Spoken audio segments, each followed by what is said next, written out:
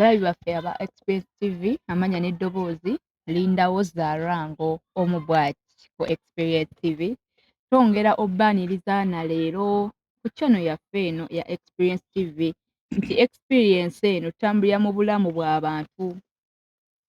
Mukama baatuwadde abasumba ba bishop ne bw'oba musinza naye nga oyina w'oyisa okutuuka awo w'oli. Noonya contact yaffe otufune ku bujulizi bwo bubeeko abantu bangi bebusitula era tukyali ne bishop waffe Bishop Kyagambidwa Francis musajja mubuulizi wa njiri musajja asimbye amakyaki boddayoko mu gundi yaffe yatugambye nti yewa buli waatunula n'alaba nga tewali kyaki wamuluma okutuusa ng'ayina omulimu gw'alaba nga gukolebbwawo. Nakati tukyetoloolera nnyo ku bavubuka ababuulizi b'enjiri abagala okwetoloolera mu bibuga wokka. Bayesu akwagala w'obulokoka bw'oti ng'embaga ewedde bw'olokoka bw'oti visa ng'ofuna. So omuntu oyo n'omusuubiza visa bw'atambula emyaka 2 nga tafunye visa kitegeeza omuntu oyo agenda kudda emabega. So tuddeyo ku musingi tubulire obulamu obutaggwaawo. Omuntu amanye nti ne bw'aba tafunye emmotoka waliyo eggulu. So Bishop watugambye nako nti n'emmotoka akagifuna mu biro bino. Naye ng'ate abatulaba abavubuka atambulayo emyaka 5 bw'atalaba kyamagero kya mmotoka n'agamba Mukama takola. Naye gwe otugambye nti ebyo byonna mwabirekanga ne mutambuza obugaali ne mugenda ne mubuulira enjiri ne musi bannaayi. Ntambuza eggaali ebbanga ddene. Epikipiki njibuze ebbanga ddene. Ng'ambuulira enjiri. Ebyo ebigere buli kimu kyonna nkikozesezza okubuulira enjiri. Ate ng'enjiri njibuulira saagala wali kibuga kyokka. Njagala ne deep eri mu byalo yennyini kubanga abantu gye bali tebali mu bibuga abantu. Ate mu bibuga ababuulizi bangi naye ng'onoowereza Katonda akuwulire bulungi nnyo kirirako mu byalo genda. Y'ensonga ne Yesu yazaalibwa mu kiraalo yandizaaliddwa mu kibuga ekitamagana naffe tugendeko wansi. Agamba ne Peetero nti gendako buziba kuba Peetero yayisanga wano kumpi nga baabitwalatwala dda. Naye leero tubuulidde enjiri n'okuba crusade mu kibuga n'obulayo n'abantu 3 naye ng'ate mu byalo abantu gye bali balina ennyonta balina. Kale nno ffe enjiri gye tubuulidde mu byalo eyambye Katonda akoze. Tubuulidde enjiri Katonda n'akola ebyamagero abantu ne bawonyezebwa. Nze ngenda n'embeera eno ekitundu onu n'omusinkana Kama yebazimu naga Mukama yebazimu nsumba lwajje buzimba wasaba nenkwata wano omutima gwali gunuma ne gukola ki ye Katonda n'engeri gy'akolamu gwe bw'otuulaawo mu kibuga n'otuula wamu b'omusaze yakimutta kimu ne bwe yali agenda yagamba mugende mu nsi yonna si mu kibuga kyokka naye mugende mu nsi yonna mu byalo byonna mustense mubulire ki enjiri. Nze Mukama yanzija mu kibuga gye nandibulidde naye yansteeka eno mu kyalo nina okukola omulimu gwaki gweno mu byalo wonna awe wali nsobole okutuukawo tubulire enjiri. Bane tubuneko tutambuleko tubeeko awamu tuleke okubulira mu kibuga wokka naye muggyeko n'ebyalo situla ebyuma situla generator gireeta okubulira enjiri tubulire ddowa tuddowa nju ku nju tutambule Katonda abeeko kyakola ebinene naye tuleme kubeera wamu. Ero mu kyalo Katonda ayagalayo nnyo abantu be gye bali buli wamu weebali mu ngeri ng'eyo. Kati mulimu ne bano Bishop abagamba nze Mukama bw'alimpa ebyuma bw'alimpayo kamukalakaasa ndi muweereza kati ng'alaba nga ye eddoboozi lye eritasobola kutuuka ku bantu ng'alinga agamba nti byuma. Kakati Katonda akujja ddala ku ddaala fe yatujja ku kigere twakuba eŋŋoma era nze nali mukubi wa ŋŋoma. Eŋŋoma twagitambuza nga kagaali ne tugitwala ne tugikuba. Bwe twava ku ŋŋoma ne tuvuna obuzindaalo buno bumukalakaasa. Bwe twava ku mukalakaasa kati tulinawo ku byuma bye tutambuza ne generator ne tubuulira. Bannange akujja ddala leka kulinda kinene otandika okubulira enjiri. Tandikira ku mumwa gw'olina tandikira ku kigere oba pikipiki buulira oba kazino buulira mu ngeri ng'eyo leka kutandikira mu binaggwano ebinene ennyo. Ekitegeeza Bishop ekitusse ffe ng'abavubuka olwaleero bwe ndaba gwe Bishop Kyaga olw'okuba obuulirira ku mmotoka olw'okuba olina emizindaalo nange nenjagala emizindaalo. Ndiko gye mpise kyokka nawe ng'olina gy'oyise. Ndiko we mpise wanene nnyo gye mpise ebigere byazimba twatambula mayiro 370 ne tugenda awo ne tubuli ate nga tulina okuzitambula okuzizza owulira tutuuke eka naye naawe bakooyita nayo woyita ojja kulaba Katonda bw'akolera ebikulu. Muzeeyi atugamba yayita mu ttanuulu naffe ng'abaana ba Mukama tufuneyeko ku ttanuulu ezaffe ng'olina nawe by'olinyumiza abaana bo nga nawe olina by'onaagamba omulembe oguddako nti wano we twayita Mukama atuwadde abasajja ffe tukuze nga tuli baana bato nga tulya Bishop Kyaga Bishop mpaka leero lwenkoze eki lwenzize kati Bishop mu lugendo lw'omaze ofuuka omusumba ozoguddewo amakyaki ne mu bantu b'otambuddeko nabo kuba gwe watugambye nti Mukama yali mulungi tewafunako kyakusomoza nti obodde emabega wanywera naye era olina boolabyeko nga bagwa. Nina bendabye nga bagudde naye nga biki ebibatwala nsi kati nina omuvubuka omu kati nno musajja mukulu n'ennaku ezo nabadde naye naye nenzijukira Katonda yamuŋŋambako Katonda yamundaga mu ngeri ye nga nafuna kirooto kaŋŋambe nali nebasa ekiro nenda bavuka yali yalokokedde mu kanisa nga yali w'amaanyi nnyo buli kimu kyonna akikola bulungi w'amaanyi tubulira naye ne tugenda n'embyalo ebimu n'abuulira ki enjiri naye Katonda n'amundaga ekiro nga agenda bintuntu ebiyitibwa ebyobusamize obukolokolo obutali mukwalula abaana bukwalula abalongo biki ebyo nga yabukulembera nandaga nga ensi emutwala ng'akola obuntuntu obutakola ki mwana ng'ekyatuukiridde era kati ku kyalo buli kakolo yakabeeramu buli kantu konna yakabeeramu yakulembera kano yakulembera kali agenda okuwasawasa ebitategerekeka gwa yakulembera ono aleese kwegamba omukazi kisimugatte buli kimu yakikulembera yakibeera mu kyeyandaga kyatuukirira ekiwulira abo nabo mbalabyeko ndabyeko bendokose nabo bamaliriza bubi nnyo n'ensi batutte bubi ng'olaba embeera gye balimu nzibu si ssanyu emirembe gibabuze abamu bagenzi abamu kwegamba banywa basitula busitule n'atuuka n'okugamba oba natuuse ntyeka naye nga yali muloko abo nabo mbalabiko naye ndabye abanywedde essanyu libatta beeyagala mu ngeri ng'eyo. Kati ya Bishop eri abaana abavubuka wakati gwe ntwala nga taata n'abalala abali eyo nti eri abaana ab'obulenzi biki by'oyinza obbamenya nti omwana yakalokoka by'ayinza okwewala? Omwana nga wakalokoka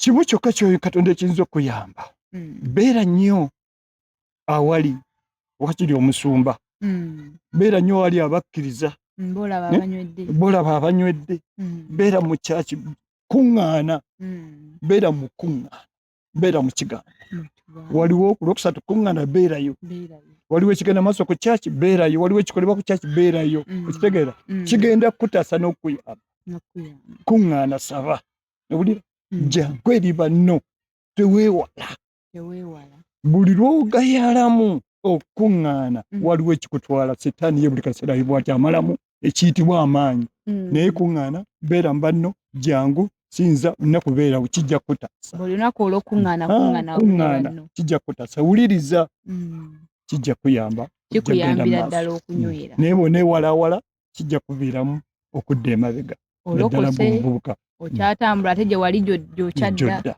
weewala ebifo ebyo bye wali obeeramu weewala emikwano giri gye walina naye bw'ogisigaza weekanga gikuzzizaayo gyo gisika wali onywako ne muvubuka wali onywa kasigala ogenda okulaba bakuwunyiriza nga ate okutte ate wootuula totuula dduka mukyaki beeramu jangu mu kyaki kuŋŋaana ne banno mu ngeri ng'eyo kijja kutaasa osobola okuwangala mu lugendo lw'obulokozi. Yes. Kaakati Bishop mu lugendo olw'obulokozi watugambye twakubuza dde olunaku lwe wasanyukako nti olunaku lwe wawasa omukyala n'olunaku lwe wajaguza ku lw'ekyaki myaka 25. Kati Bishop olunaku olwaleero w'otunuulira abaana bo kozi wafunye n'omuzzukulu awo. Nfunye abazzukulu nera kati nga 5 bwe bali. Gwe ki ky'oyinza okugamba n'abatannazaala abaweereza Mukama? Abatannaba kufuna yes basajja abatannaba kufuna abatannaba kuwasa abatannaba kufumbirwa tunuulira Katonda topapa buli lw'onoopapa ojja kutomera lindirira Katonda gwe Ssaabasaala Mukama wange omumanyi era omutegeera omumanyi waali omumanyi gy'ali Mukama essaawa n'obudde leka butuuke nga bwebo bwennyini leka buli kiseera ekintu kituuke mu kiseera kyakyo naye bw'onoopapa ojja kugenda n'atali wuwo ofune obuzibu mu bufumbo tebujja kunyumira naye abawasiza ng'ekintu kivudde eri Katonda tweyagalidde mu bufumbo ate banywedde nze owange bwe namuwasa kati emyaka 37 mbategeeza abavubuka omukyalo wange kino nkyogera ne mu nkuŋŋaana gye mbeera mu kyaki nkyogera nnyo wembeera wonna twabadde ne ku mukolo gwabaddeyo saadi z'e Masaka ennaku zino lubadde ku sande gwabadde saadi z'e Lukaya n'abagambye nga ndi ne mukyala wange nti ono tanobangako emyaka 37 simukubangako ku luyi tamanyi bwe basiba migugu kunoba buli lw'obeera n'omukyala bw'otyo buli lw'ofuna omukyala avudde eri Katonda sanyu liba jjereere kati naawe njagala ofune omukyala oba omusajja ng'avudde eri ani ojja kufuna atavudde eri Katonda ajja kukutomera bijja kugendera gumiikiriza tunuulira Katonda. Kati katono nnyo Bishop ntegeera otya nti ono avudde eri Mukama ontavudde eri Mukama? Katonda alina engeri gy'akolamu ebintu. Kubanza okuwasa okwange kansooke nkubulire Katonda asobola okwogera n'akulaga nti yoyo gogenda okuwasa ate ayinza obutayogera kati nze empase yange oyinza ogyebuunya kagibabulireko eyandaga omukyala gwe ngenda okuwasa si mulokole naye yalaba obulokole bwange n'abwegomba kyokka ng'alina muganda we ye mulokole naye yamwegomba obulokole bwe nga temulimu bwewussa kati kyava ngamba nti musumba nina muto wange njagala omuwase nensirika nga Mukama kituufu ekyo nensirika nanumba ogwokubiri njagala otwale ninze gwe muto wange omukoleki aŋŋamba mukatuliki wawu naye olw'okuba obulokole bwange abutunulira ebbanga abulabye anjagaliza oli bwe yalaba muto we ate n'oli amwaga nanumba ogwokusatu nensaba Katonda nempulira nenga nti bannange bwaki sigenda simulabanga nampa mutabani we omukulu nanvuga yali gaali mukoba muvuze kagaali Kasaka kusomero kwe yali asomesa primary mukyalo wange musomesa ngenda okutuukayo somero netulabagana nemutunuulira naye nantunuulira okuwulira mu mutima ddala nga kyekyo ng'olabira ddala ebirowoozo ddala nga kyekyo mulokole bbanga ddene mubuuziza ebbanga ddene bulokozi bwe nange ndokosa ebbanga ddene naye Katonda ono nga n'akola ebintu alina engeri gy'abikolamu kubanga yali asomera awo ku Nkozi yali tittiso ebiseera ebyo yajja n'asabirako wano naye nga tamanyi yajja buzi laba ngenda okutuuka wali nga Bishop atuuka wali tugenda otandikira abalabi baffe aba Experience TV tukomaawo katukwatemu katono.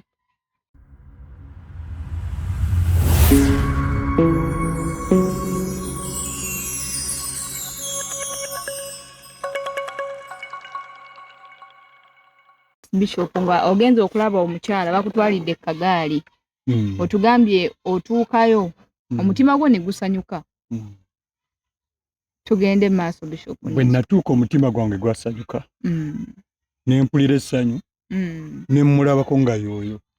Kugamba muli omutima oguwulira. Nawulira emirembe kaŋŋambe bw'ekyo. Naye emirembe gye nawulira gyonna ngiraba tuli naye. Tuzadde abaana abo bonna ndi naye. Tewali ttabbu yonna. Kati katono nnyo Bishop. Bwe watuuka bakutwalidde ku gaali ovaako. Nga bamuyita nti oze mulaba. Nga bamuyita. Baali bamugamba nti ajja. Ngo naamuli bubi mukulu we. Era nannindirira naye naasanyuka okunda. Tewali ttabbu yonna. Awo ne tutandika. Tewali masimu. Tewali kiki. Mabaluwa ge gakola. Kitegeera. Tandika kweweereza nti bbanga bw'eriti ngenda kukomawo bwenti ne bwenti. Kujjaka. Kulaba abazadde. Kipwa. Nekitambula bulungi nnyo. Nemba nnyonnyola mu ngeri eyo. Era ekiseera kyatuuka nengena ne mwanjula. Naye okwanjula kw'ebiseera ebyo era nagendera ku ggaali. Ggaali nga zigenda okwanjula. Kakati ebiseera ebyo mwali temunaakuzaalibwa. Ebiseera ebyo Obote yali pulezidenti. Amafuta gaabula eggwanga lyonna nga tewali emmotoka gye nali nkutte tunone naye nga emmotoka yiyo gwe buleeta amafuta tugenda ke kaseera ako ke twalimu ne gabula. Bestman wange n'alyoka asindika eggaali n'egenda eggomba. Olwo nno ndi ku mbaga yennyini okwanjula kuwedde. Tutuuka eri ng'obudde kiro. Nasula wa musanji wange. Enkeera ku Sande ne bangatta ne mukyala wange. Mu Church of Uganda e Kasaka. Olwo yajja atambula bamuvuga ku ggaali. Kaakati bwe tuva mu church era eggaali zaatuvuga naye kadaali yali amuvuddeko ayambadde gomesi. Ne tutuuka mu tawuni e Kanoni tuvudde e Kasaka. Tutuuka mu tawuni e Kanoni. Ebiseera ebyo waliwo ebimotoka bye bayita byali bya bwegassi bya kaawa ebyo kiroole tukyegayirira.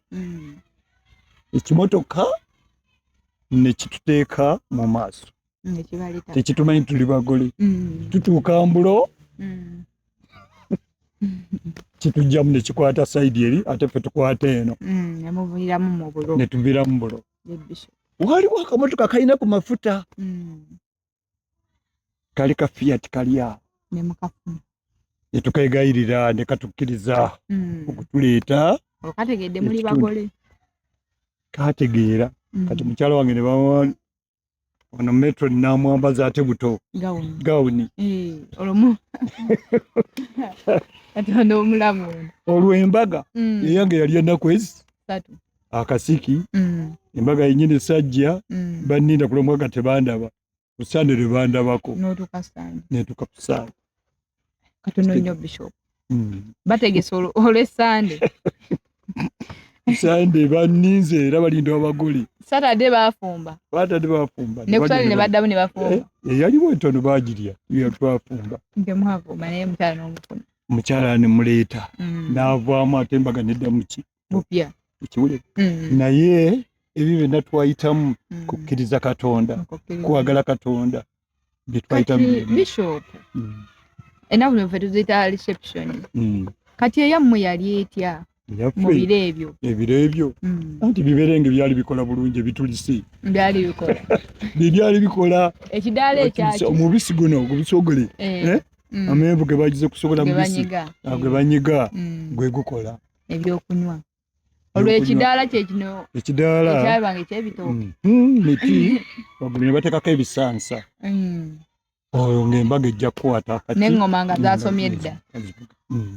Embaga yange olwo nno nga n'abalokole weebali n'ekwaya weeziri ziyimba zaaliwo. Nyinza okuzaayo Bishop akatambi akalala embaga yange n'engikola bwenti. bwetyo ijja kuba nyimanya eri mwoyo ijja kuba egenda mu byafaayo by'ensi yonna egenda mu byafaayo mu nnaku zino bwegikola olwo embaga ewedde tukwataganye ne mukyala wange tusabye essaala gye ndabagambye ekitundu kino kyonna okugulawo amakanisa Katonda n'atuyamba essaala ze twasaba ze tuliko kati maama eri wamugjayo nga musomesa mana mujja musomesa bwe yajjawo neera essomero liiri awo wammanga yatandikirawo butandikizi n'abanga asomesa olwo gwe ng'oli mu biki oli mu buweereza olwo nga nze ndi mubuweereza mbuulira njiri situula kitegeeza gwe tewayingirako mu mirimu nti kankoleko wano okuggyako nali ndaakava ku ssomero awo eri emmengo gye naggambye bampitako awo n'ensomesawo omwaka ezo essomero lyadde eryo tulabako n'ensomesawokko nenvaayo olwo nembeera mu gyenjiri n'okutuuka kati njiri kati bishop era ogenda tuwabulamu ko katono ku bantu mukama baayita n'ayagala akole nga bwaweereza mukama abantu abo nabo naye tebamaliriza bulungi abaayita mukama amuyise kusumba naye ate alinayo n'ekibizinesi nja kusumba n'ekibizinesi nja kikola abayise bwe batyo gye bali naye era owekanga ekintu kye tukoze eki naye bwe nali nkyali mu katuuki walingawo oluyimba lwe twayimbanga oweemaliza omukama okumwemaliza buli kimu kyonna nga kiri mu ye alina engeri gy'akolamu naye bw'ogamba nti nkola ku bino ate n'eno kati waliwo omusumba omu gwe neewunyiza ye bamuyita musumba naye yagenzeeko nebweri mu Saudi Arabia akoleyo emyaka emeka ate oluvannyuma addeera ku neŋŋamba kyeki nga sikitegeera nange gwe nalaba bishop n'agamba kangende nfuneyo kasente nyambe ku mukama nzimbe awa oyo aba tannakuyitibwa aba tannaba kuyitibwa aba ku mbeera ze zize naye Katonda gwayise nga yakuyita oba bizi akati nganze gwolaba siinawo kadde kati n'ekinkye kye ngenda okukola mu maaso ga Katonda nkimanyi kwegamba wiiki yonna ogenda okulaba ng'ekoze eki eweddeko okiwulira ngu kino na kino tegeera Katonda yakola ki gwe yayita emirimu emirala ogita naye ate Katonda n'alyoka kukolera ebinene nga tobulwa byolya tebikola ki tebibula buli kimu kyonna kibeerawo naye kati bishop ntegeera ddi nti mukama ampise manya ddi okumanya ayina empita nnyingi gyakuyitamu ayinza okuyitira muntu n'agamba kola kintu kino muntu n'agamba kino kati nganze bwe mbeera wano ndi musumba mu kkanisa mmanya oba olaba oyo omwana najja kuba musumba kati abo bonna bonna boolaba banvuddemu nabamanyanga bumanya nemanya nemulaba ng'alimu ekyo kati n'omusumba yali Luwunga saidi yawo yali wano asabira wano nemulaba kwegamba kikye namulabirangako wabangawo abalwadde mu byalo ngenda okutuuka nti nekundi yazze wano ngenda nga sinakutuuka nekundi yazze nanambulako nemanya nti ensigo mweri kati oyo bwe namusindika era omulimu gutambula ngema n'omuvubuka omulala naye ali saidi z'ensambo eggombe eno naye bwatyo abadde akola bulungi nnyo naye omulimu guli eri gukola ki gutambula amakanisa olaba nnyinza okulaba okibulira n'ekirala naawe Katonda ate ayinza okukugamba ggwe wennyini naye wabawo n'abaweereza akulaba n'akulaba ekikulimu n'ekikugamba ekitegeeza musumba n'okulambulako ku bannaffe mu buweereza nagwo mulimu mukulu kikulu nnyo okulambula okuzzaamu amaanyi gundi nga takyalabika n'ogendayo omanya nti ono alimu ensigo eyo yennyini kyetaaga nnyo okulambula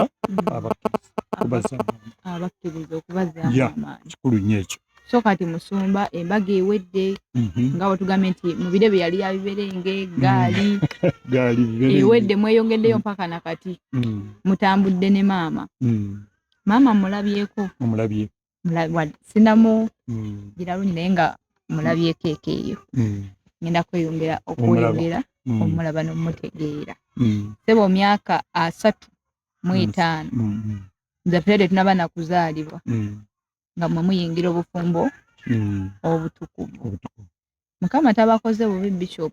Kiki kye watugambye nti buli bwe weeyiwira ddala mu Mukama tayiwa. Tayiwangako. Pozi nga gwe yeekoze eki. Nga gwe yeekoze eby'effujjo. Gwaye ayeeyiye. So ensonga zizo Bishop mwe tutambula experience bulamu bw'abantu. N'otuwaako. Bishop kiki otalyerabira mu mission gye wali ogenze noga ne wana awantu ne wendigende wa Mukama. Siri weerabira. Nga awakuyisa obulungi n'awakolamuko obubi. Awampisiza obulungi kansooke awampisa obubi ate ne nfunamu omukwano. Lumu nali ngenda kwerekera mukwano gwange yali agenda kuwasa. Kati yajja ewange nga musumba nkwegayiridde mpa ku kooti ngenda kuwasa. Okuva emabega eyo nga amakooti ewange tegaggwawo mangi, abavubuka bonna bajja nembawa. Kati nono bwe yajja nemuwa byonna namuwa ne byesagala kuwulira n'agenda. Kati yali agenda bw'ati nga musumba sikuleka naawe mperekeraako. Kyesigenda kwerabira ekyansasa kyanyisoka kunyiza naye kati twajjamu omukwano. Kakati obuvubuka nange nanteeka mu mmotoka. Waliwo n'abakyala balaba beka babiri. Bwe tutuuka nga tunatera okutuuka eka ya nkozaawe mwalabye. N'aleeta muganda we dokita n'omulala naye najja. Kyavajja ku mmotoka n'agamba omuvubuka we bali bamuyita Joseph gwe nawe ebyange byonna. Kyani agambye okuteeka mu bano. Oli musiru. Toyina magezi. Dokita yagamba muganda. Amuvuma olw'okuba oli musiru ani yagambye kuba. Badokita banaffe bali eri bajja nga ate bano boleesa. Ne mpulira obusungu. Nze muwadde amakooti. Buli kimu kyonna. Ate bakulanga atalina makulu. Banda binga talina makulu. Yo w'amakulu talina kamukoze ki? Kamuwadde. Kyenva ngamba abakyala bano mufulume. Teebereza abali beetegese abagenda okulya empombo. Empombo. Mu biro ebyo. Bazitegese eri. Naye ne batugoba mu ki? Mu mmotoka. Bwe tuva mu mmotoka. Bannange tutambudde omusana gwali gwaka okuva enkozi okutuuka wano. Nga mukomawo. Okuva enkozi twatambuza bigere. Tetwalinamu ssente. Bigere n'abakazi bali. Ne tutuuka ku mbaga. Ne tugamba maama w'omugole nti munnange batugobye. Omukazi kiki? Maama nga n'emmotoka ze nagibitaddemu ssente. Abaana bo ne babagobamu. Ne njogera ekigambo sigenda kuddamu kubuuza musajja oyo. Nakyogera mu bukyamu omusajja oli eyatugobamu. Nakyogera mu bukyamu nali mumanyi. Naye mba ndi mu kkanisa ntudde. Wiiki nga 3 ne zireeta omubuulizi. N'ayigiriza ekigambo kusonyiwa. Ne mpulira ku kituuti we nali ntudde nga nfa. Ne ngamba omusajja oli ndi mulaba ddi mubuuzeeko mukubire ne kajjambu. Nali njogedde sijja namukola ki? Mubuuza. Mukama yeebazibwe. Okutuusa bwe natambula n'engenda enkozi namba nsita omukono ne gugaana. Ogwokubiri mba ngwisitula na gwagala kukola ki? Ogwokusatu omukono ne gukkiriza naye nanziramu kajjambo bwe kati. Tukwatirekawo omusumba. Ng'osonyiwa omusajja kajjamba akazzeemu. Abalabi baffe aba Experience TV tubeebazizza nnyo abakyatambula naffe ku mukutu guno. Twongera obbakubiriza okutufollowinga, okulayikinga koona kadaawo, commentinga, tusupportingeko mikwano gyaffe tubaagala nnyo. Amen.